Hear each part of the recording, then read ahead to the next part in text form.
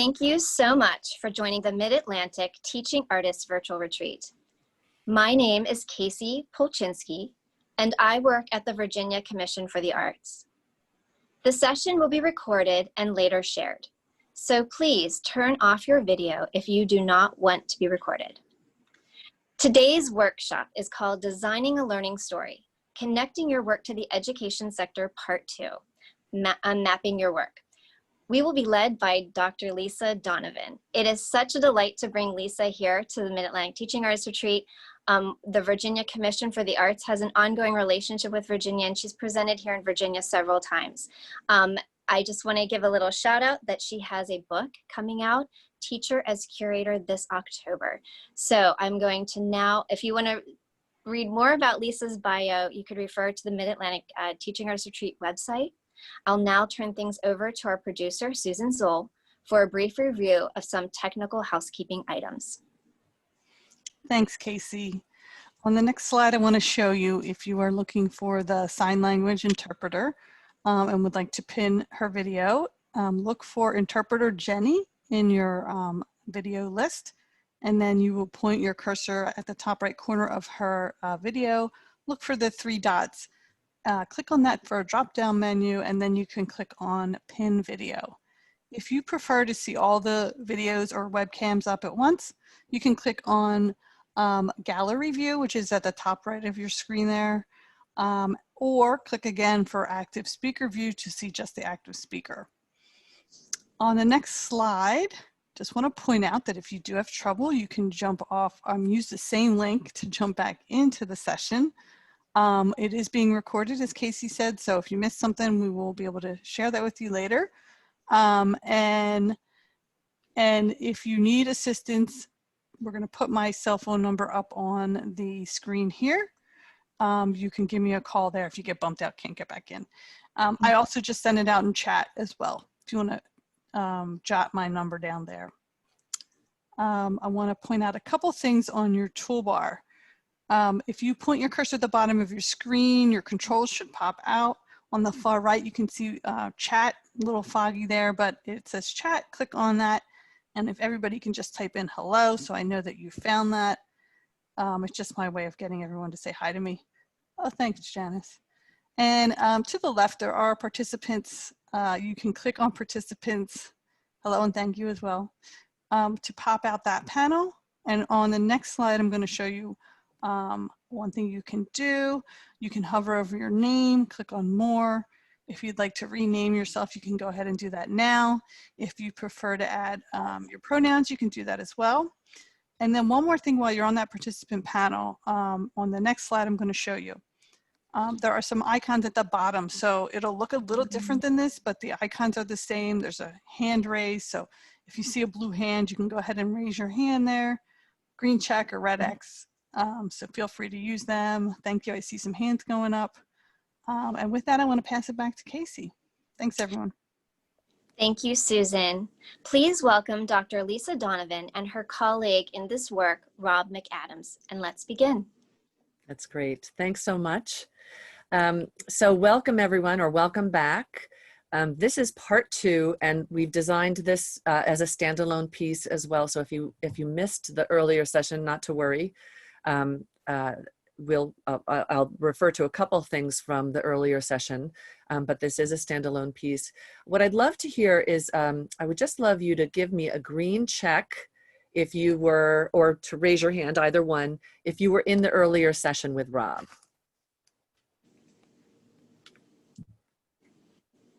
Okay.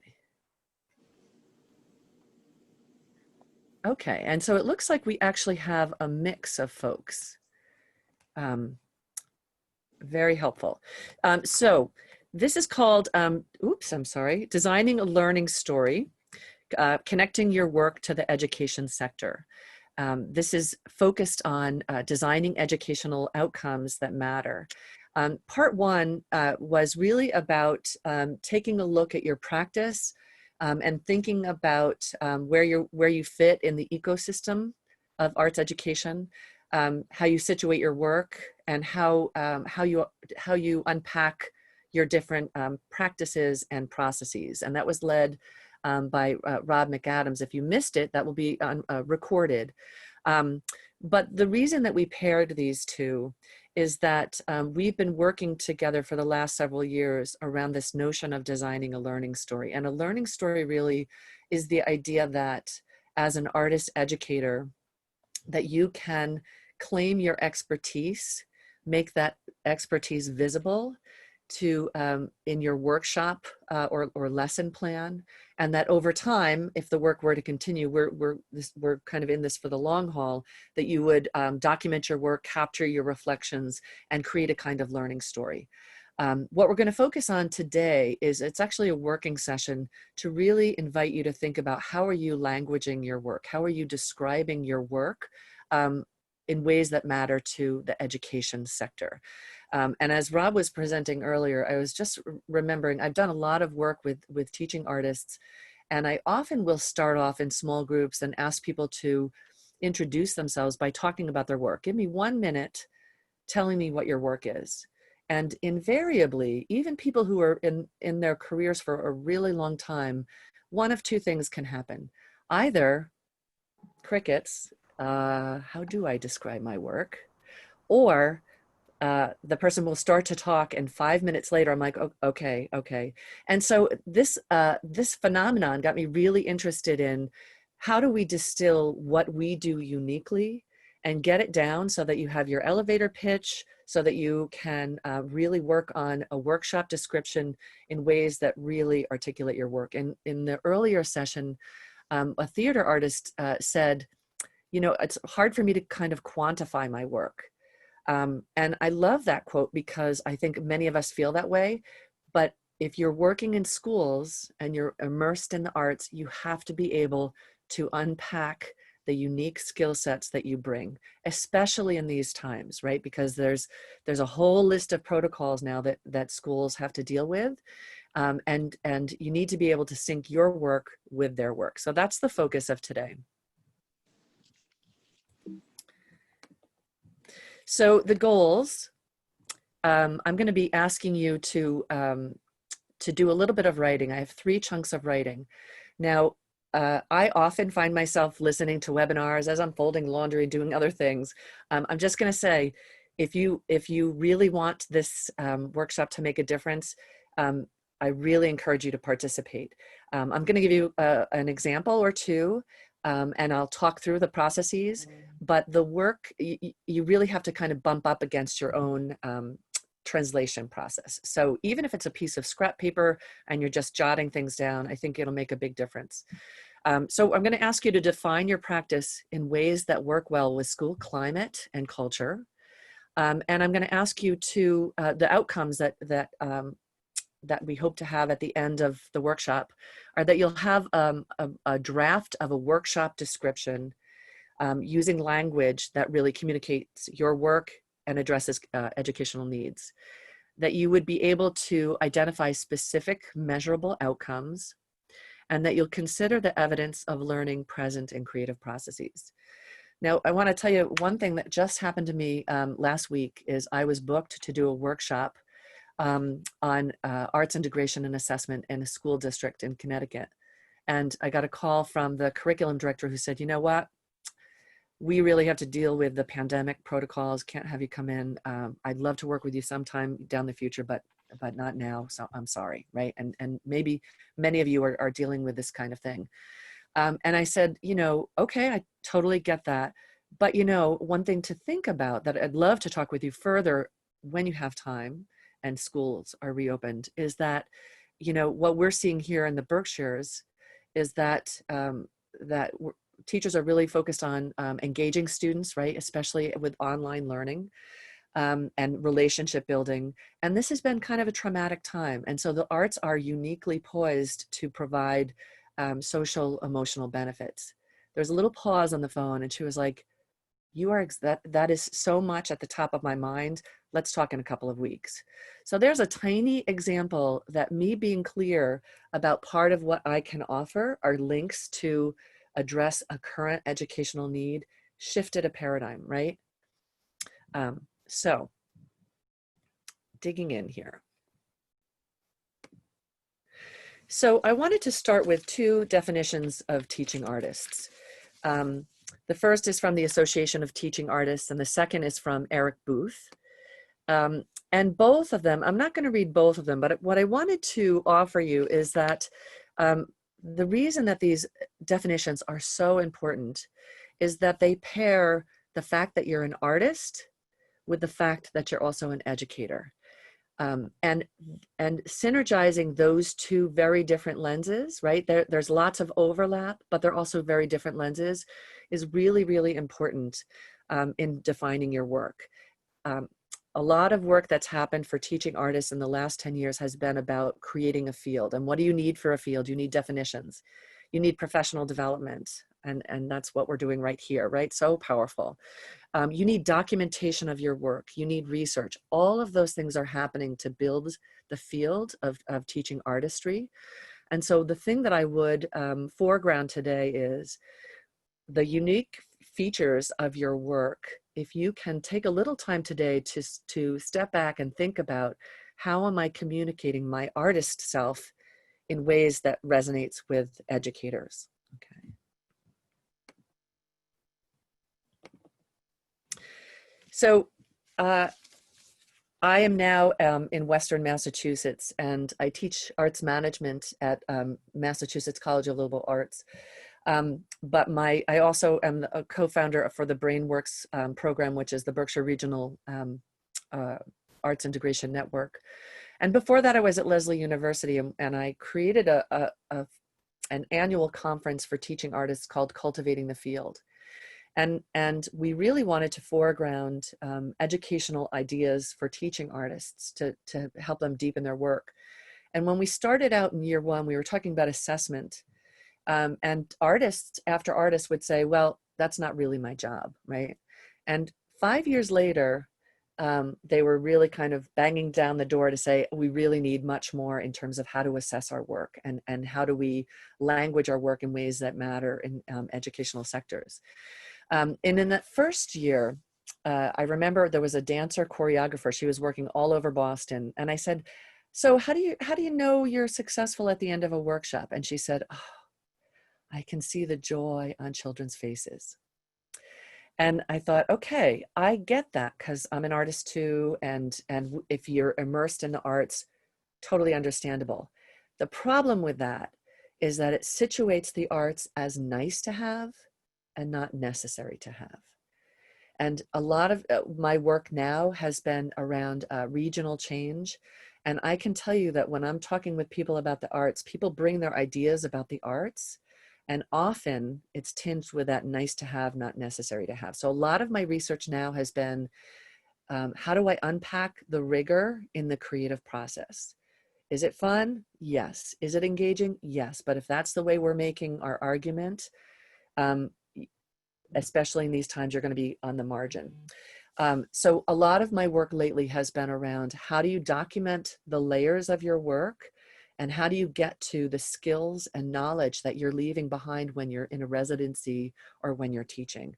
Because I think assessment is actually where the tipping point for change is, to make the case for why the arts are so important, why we need arts educators in schools, why we need teaching artists coming into schools, why we need arts organizations, and why we need teachers who integrate the arts across the curriculum. So now here's the work part. So I'm going to ask you now to just take 3 minutes, and I want you to think about a workshop. It could be a workshop you've already offered. It could be one that you're trying to pitch right now in an online format, whatever's on your mind. But I want you to take a moment and write just a short blurb about your workshop. What will you offer? What will your participants learn? And what kinds of work, oh, I have to move my little screen so I can read this, will be included. And then when you get done with that, I want you to add a blurb for a title. Just add a title. Before I have you do that, what might be going through your mind is, you know what, I've been a teaching artist for a really long time. I have this down. But I'm going to give you an example in a little bit of a dancer choreographer who's gone through this process. And she texted me today, so I want to read what she said.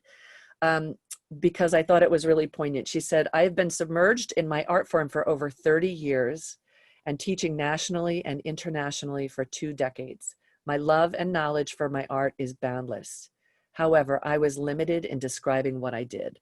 So she goes on, but my point here is, it doesn't matter if you are a seasoned artist or someone who's just starting. This is a really powerful exercise. I was just invited, well, a year ago, I was invited to go to Japan and work with, to create a workshop around leadership for business people. And I'm trying to tweak that workshop out and step into their lens and use the language that's going to articulate my work. And I've been doing this a really long time. It's hard, you know, it's hard to vision forward before you've even planned it. And that's what I want you to do. I just want you to stick with me, do this exercise 3 minutes and see if you can get a tight little paragraph about your work. By the way, I'm going to look at the chat in a second. Anything that comes up for you, I'd love questions, comments, challenges, insights. One of the benefits of using chat is you get this sort of back channel. So I'll be looking at that as you write.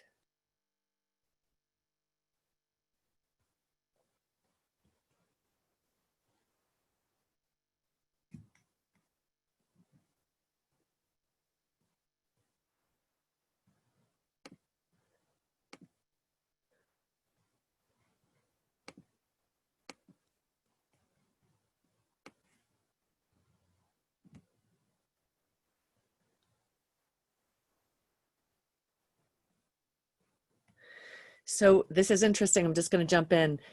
You can write in the chat if you want, and you're feeling bold about that. That's awesome. And if you would rather be more private, you can also do it on your on the side. Either way is fine.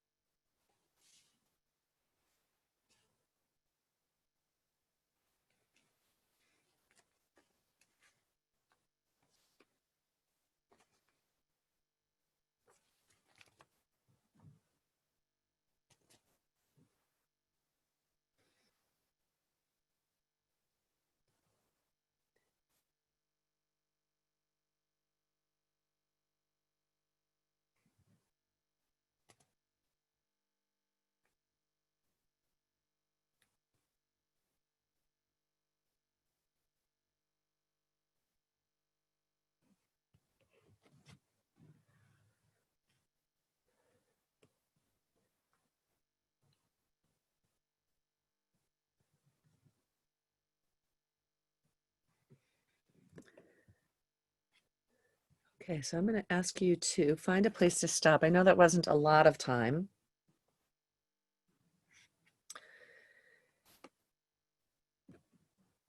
And I'm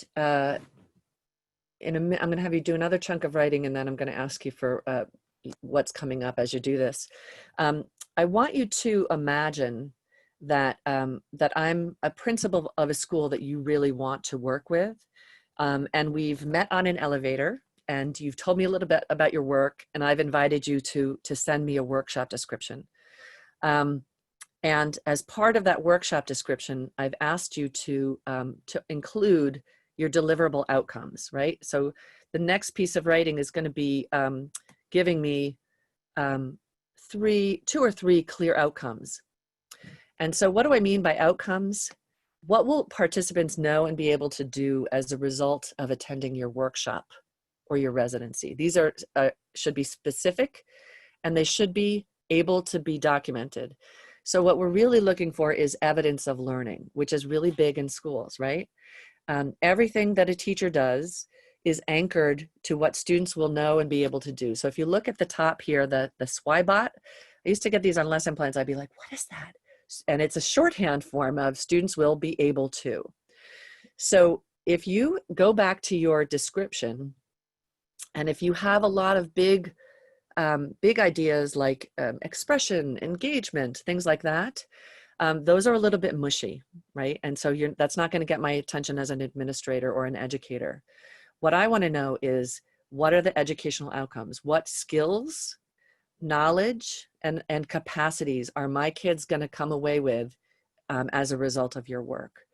And again, thinking about nice to have versus must be in my curriculum, necessary. So see if you can take your description now and unpack your objectives or those specific measurable outcomes. One last thing I'll say about this is, often when we get to this point, people say, well, outcomes, evidence is proof of learning. And so if you're saying students will understand, that's also a mushy term, right? What is documentable? Students will be able to articulate the elements of dance, right? So 3 big ideas. And then also think about not just your artistic content, but are you also hitting other content? Are you integrating across other content? And if you are, to call those out as outcomes. So take another 3 minutes if you would.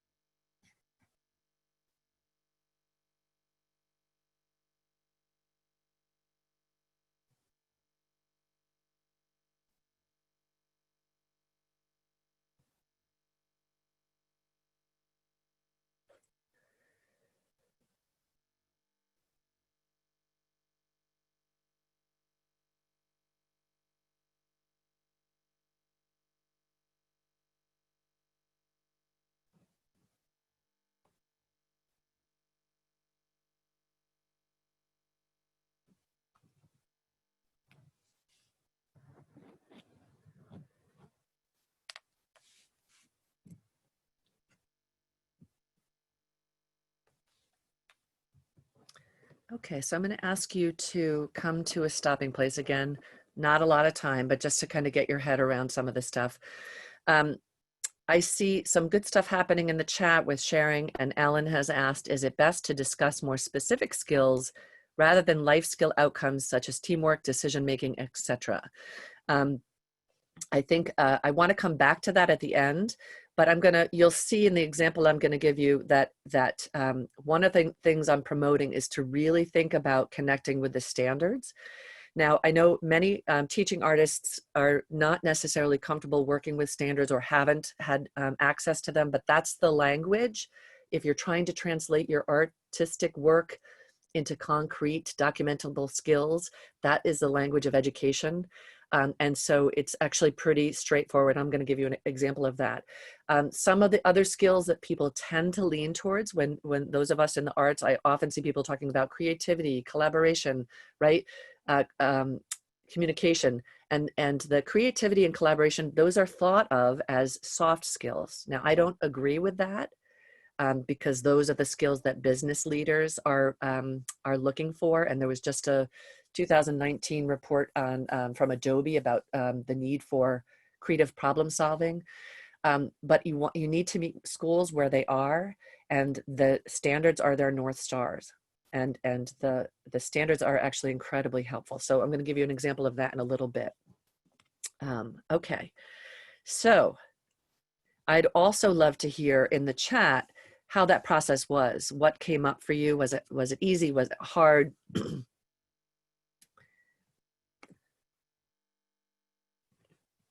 going to talk through an example.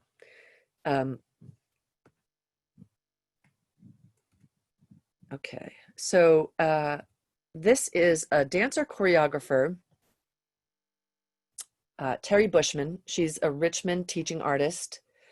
And I started to work with her through Rob McAdams' program, the Partners in the Arts.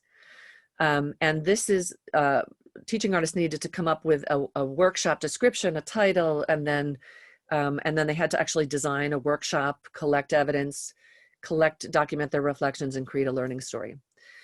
So this is her first try at a workshop description. And she's been in the field for 30 years, right?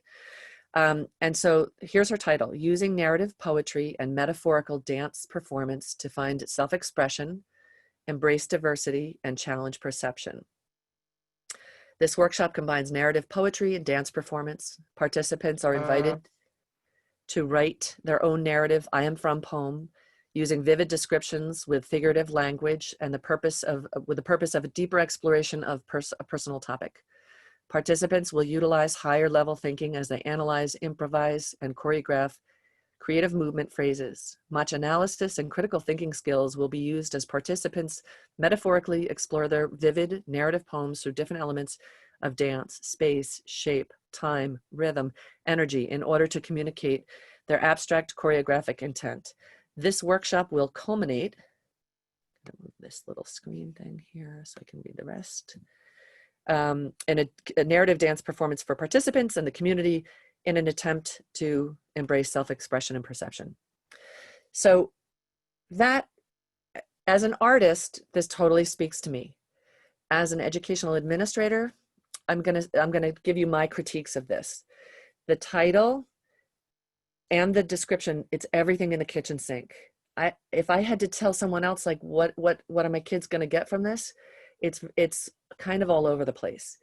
So I think if you're going in, whether it's a single workshop or a residency, less is more, right? Be really clear what are the skills and capacities and knowledge that you're going to leave students with.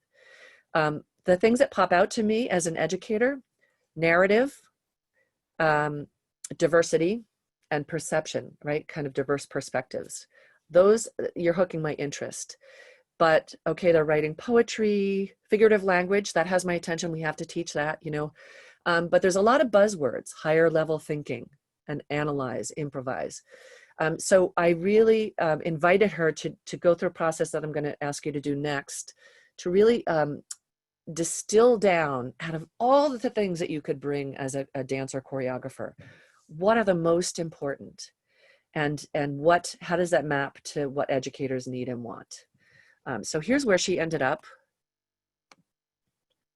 Oh, no, I'm sorry. These are her outcomes.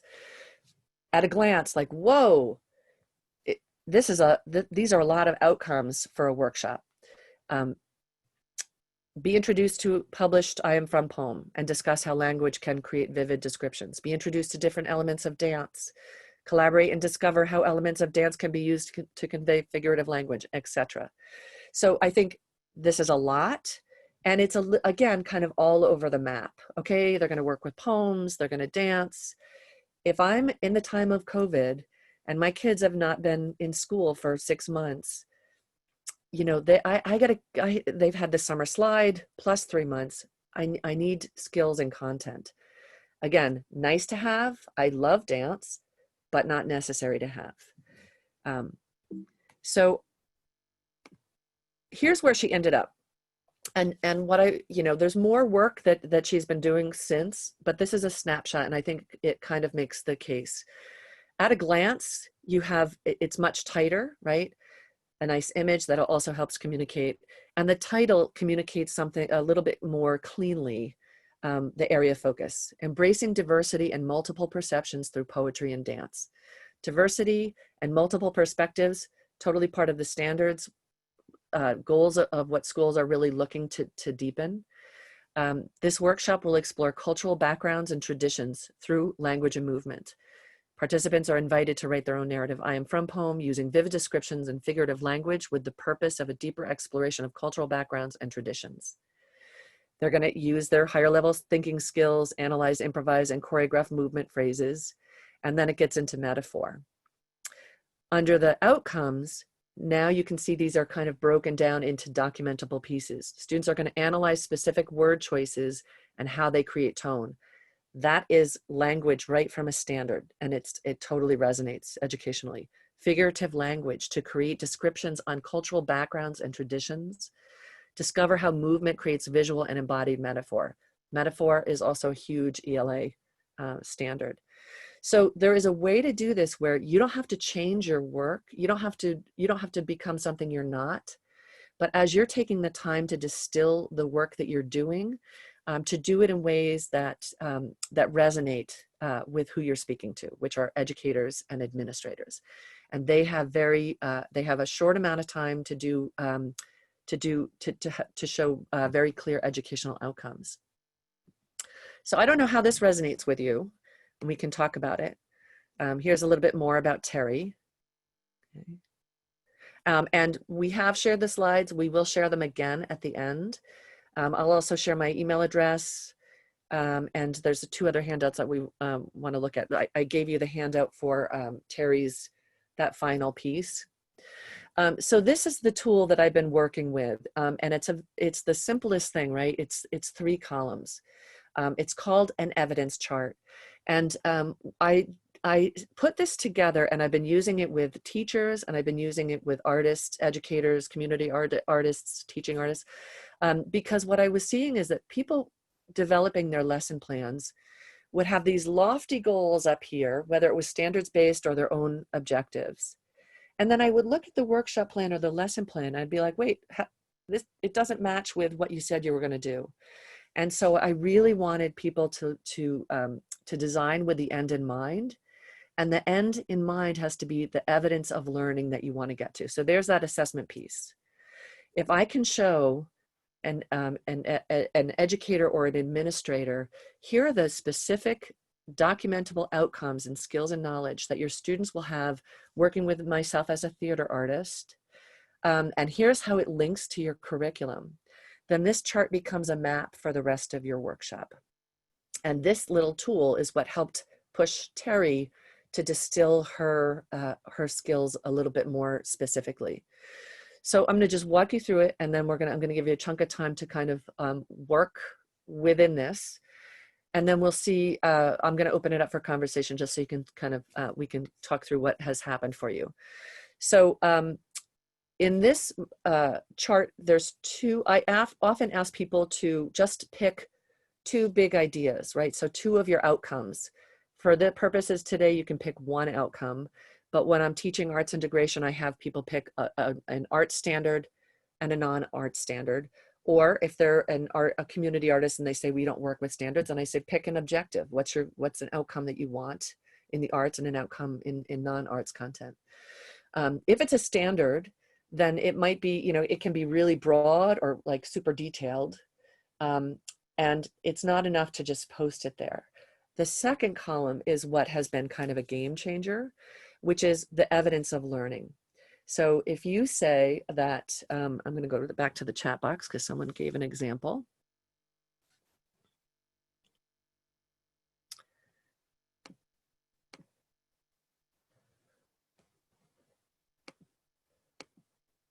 Okay.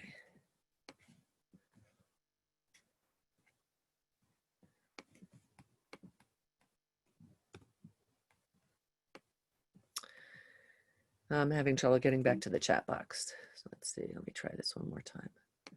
Chat. I think it disappeared. I'll look at this next example I'm going to give you. If here's a perfect example, I took Terry's work. She focused on kind of cultural traditions and diversity. And I said, well, you know what, let's play this out in terms of figurative language. So I Googled Virginia ELA standards, and I Googled figurative language. It hits in 8th grade. It took me 5 minutes to do this. And the language of the standard is identify and analyze the construction and impact of an author's use of figurative language. Well, okay, that's good. It's broad. So what I want to do is, as an artist, and imagine I'm Terry, I'm going to unpack that to say, I want students to be able to say, what is figurative language? The color we use to amplify our writing, a way to engage young readers, ushering them through writing with a more creative tone.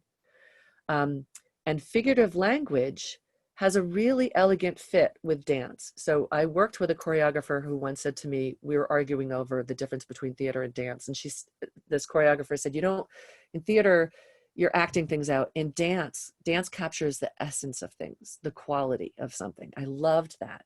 And so you can see where figurative language fits perfectly with dance. And so you're just meshing, like translating into a different symbolic system. That's what I want to communicate.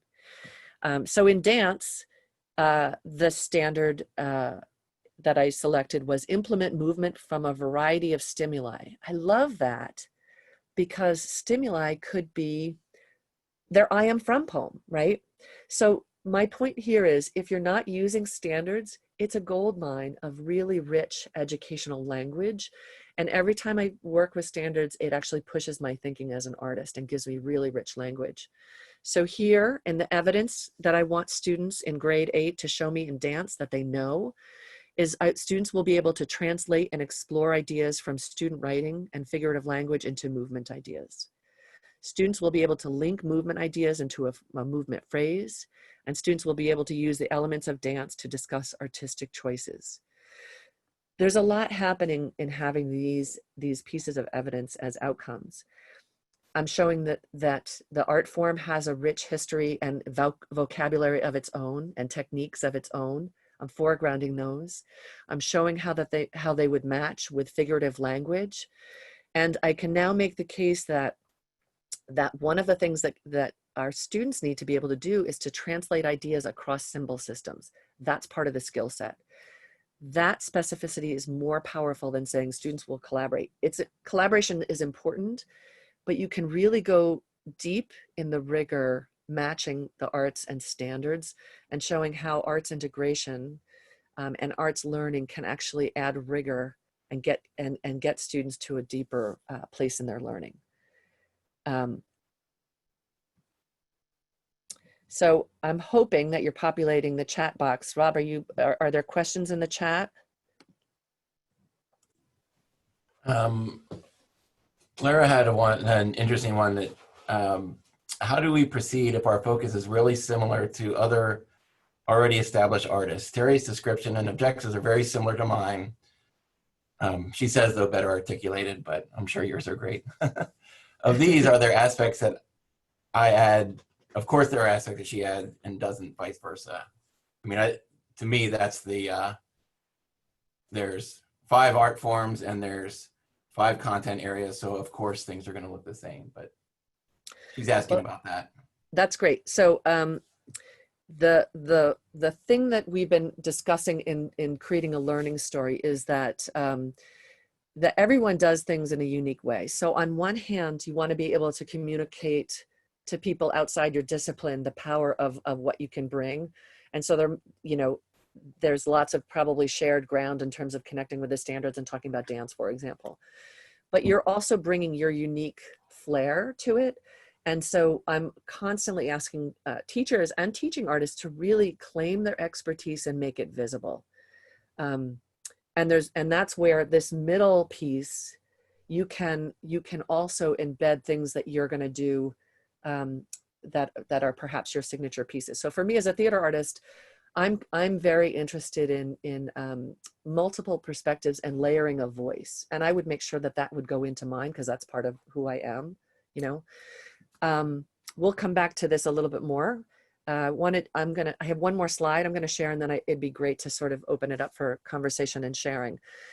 This third column, collection strategies, and what I often hear from teachers and also teaching artists is if I say, okay, so you're going to introduce dance. How will you know that students have hit the mark? And just like the woman who said the joy on the on the children's faces, that's not effective. But I often hear people say, "Well, I'll observe." Well, what are you observing for? Well, that's why this evidence, the middle piece, is really important. So on the right-hand side, you're collecting evidence through discussion, through the creation of movement phrases, the art form itself, right? That the arts can be a part of an assessment strategy. So you have movement, you have discussion, you could have peer review, but the evidence is what's actually in that, right? What are they doing in their dance that shows they understand figurative language?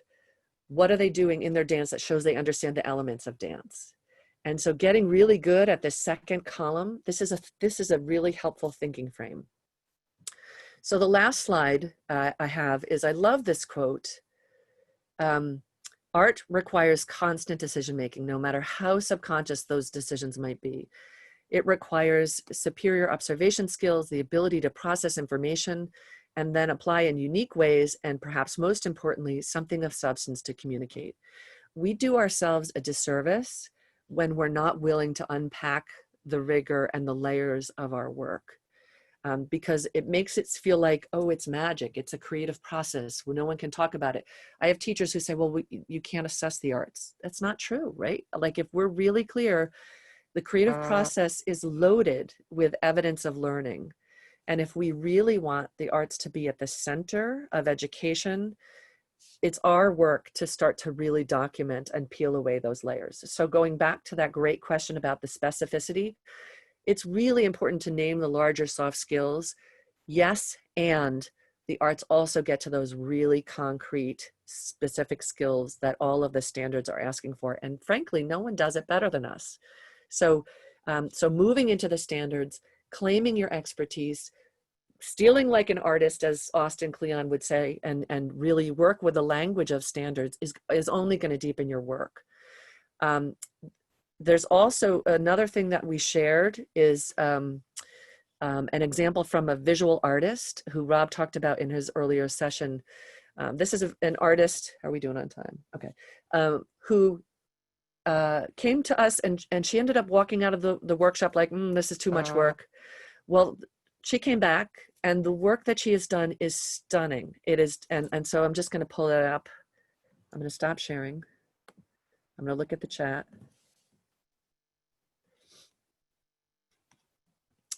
And while I'm pulling it up, I want to also share another, I want you to also ask questions or give me some of some feedback and thinking. I get a lot of pushback with this because people are like, oh, you know, it's really hard, or it, you know, like, it's just, you know, it's kind of out of my comfort zone to work with standards, etc. But I feel like it's critical. I'm working in Berkshire County to make sure that the arts are part and parcel of education at a really deep level. And I went to a principals network meeting And I was all excited. They were all like, oh, what you're doing is so great. You're doing this arts integration network. And I started to talk about it. And what I really wanted to do is I wanted them to share with their teachers. And what they said was, I could see it was like a shade go down. And I was like, what's going on? And I realized that they have mandate after mandate after mandate. And when I come in with the arts, they're like, oh, that's lovely. We can't, and they said, we can't add one more thing on our teacher's plate. And so now I'm on this mission, and it's if I lead with assessment, if I lead with deep learning, now, you know, I can bring forward evidence that's meeting their goals. It's a whole different conversation. Sorry, that was a little rant, but so here I'm going to share this one more time with Aijung. I hope this is the right one. Can you see this? Observing with your sketchbook? Yeah, okay. So partly what you see, it's richly detailed. She's using some of Rob's tools. So if you were in that, whether or not you were in the earlier session, you should go and check out his tools, and we can maybe share, Susan Z, if we could share his earlier handout too. So she's very specific. She's got very clear objectives, supplies. She's got resources. I'm going to go down to her evidence chart. So this is some of Rob's work where she's really thinking about, what do I want students to watch and to read? What do I want them to observe and to make? What do I want them to reflect and share and discuss? And what's awesome about this is, I said to her, she should publish this, right? This kind of deep thinking, slicing away, really identifying all the scaffolding she's doing, how things build and connect, how she's assessing things. This is an article. This is a full learning story that she's done here. So she's got exemplar images, but it really required her to do the hard work of thinking about, why does this work matter from a school perspective? What is the language I need to kind of show, and the connections across visual art, but across ELA and across the reading, writing, speaking, and listening standards.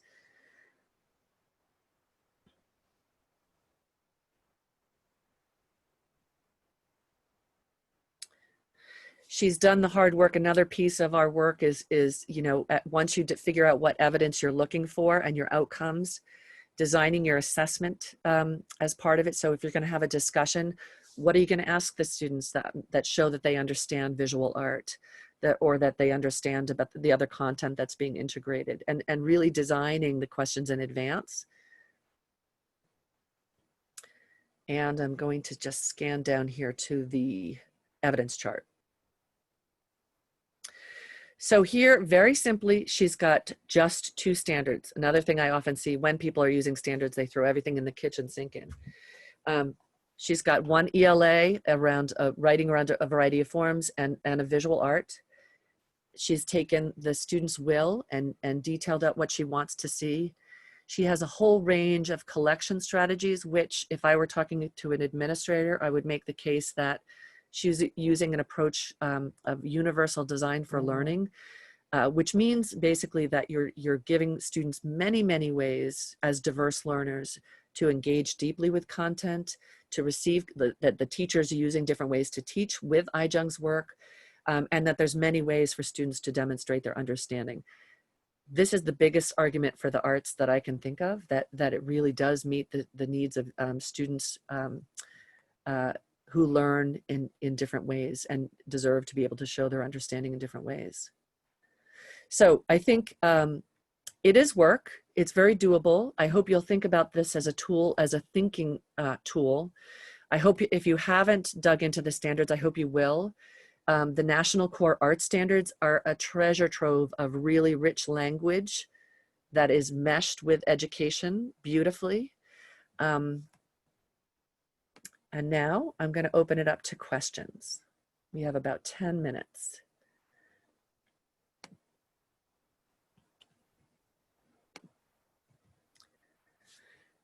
So, how is the process?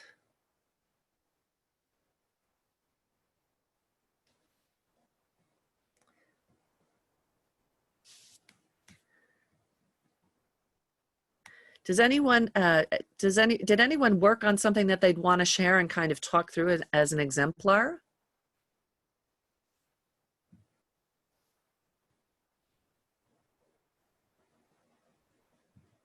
I can.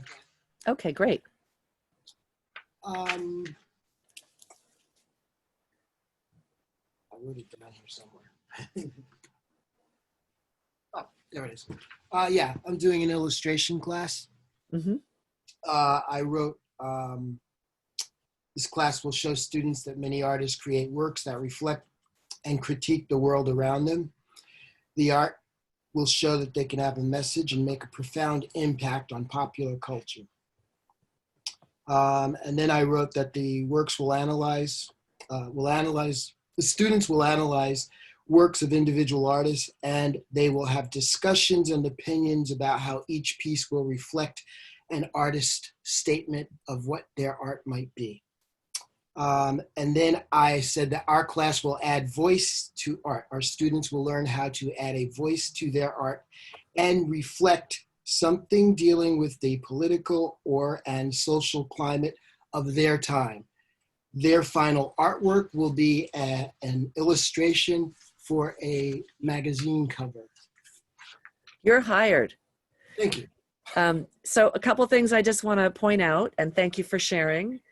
And do you link with standards right now with your work? I do. Okay, I do. great. That's my broad statement. If I were to do what it is that we're doing right here, I would slot in the various standards that have to go where they need to go. Okay, because I can tell. Okay, because you have great language that reads to an educational audience, right?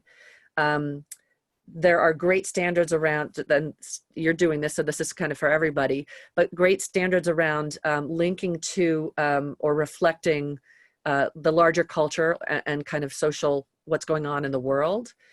We also know right now that that's critically important. The reflection piece and critiquing piece also really important. And in that chart, one thing I'm really pushing people to do is to say, you know, if you're using kind of a big idea like critique, what are you looking for in the critique? So a lot of people will say, oh, I'm going to have kids, you know, students will do a peer review. How will you guide them in the peer review? What are you looking? What are the criteria that they're looking for? You know, you talked about that they would share out, and so there's so many there's so many great connections in terms of reading, writing, speaking, and listening, that it's not enough just to do the work, that communication piece is really big. So unpacking communication. But I thought that was great language. The other thing you talked about was exemplars. And today, you know, with everything that's happening in the world, now more than ever, we have an opportunity to really think about cultural competence and our students seeing themselves reflected in the work. And so another area of big discussion is, can you know, who are the artists that you're bringing in and representing? Are you showing diverse voices and modeling? And that's one place where teaching artists can really help, because it takes a lot of time and effort to kind of to be kind of scanning the field for different voices and diverse voices. And if that's part of, you could actually put that in, students will explore a diverse range of artistic exemplars. That's great. Who else? This is great to hear from you guys. Excellent. We have 6 minutes. I'd love to hear one more example. Okay, I have one. Great. This is one for building visual language. So this workshop will teach students to create their own visual language through the use of personal and cultural symbols, combining observation, research, experimentation, and constructive peer critique. Students will create visual poetry using literary elements as well as design principles. We will focus on the process of art making. So not only on how to make art, but why we make art. So specifically what I want to focus on here is having the students take ownership of their own imagery, because right now we're dealing with the fact that we've got kids dealing with, you know, kids and adults dealing with a world that's showing them their own version of who they are. Yes. So without even opening their mouth, somebody's already figured you out and put you in a box, and that could mean your life. So if you have agency through the creative process to tell your own story, create your own language, and decide for yourself who you are, and then become the protagonist of your story, and then share that with the world, then it gives you the power, and confidence that you need to step out. First of all, you step out through the creative process as an artist, and then of course the brain has memorized that process. You'll do it again in other areas of life. Awesome. You're hired. So a couple things I just want to point out that were lovely. You have an amazing rationale, and it's also very succinct. So a lot of the work I've been doing now with teachers and teaching artists is, when you get into the lesson plan or workshop development, have a rationale why the arts are so important in this. And you just spoke that it was like fully formed, right? And it's not just about the arts. It's like, why in this time is this so critical, right? And the protagonists of their own story, beautiful language.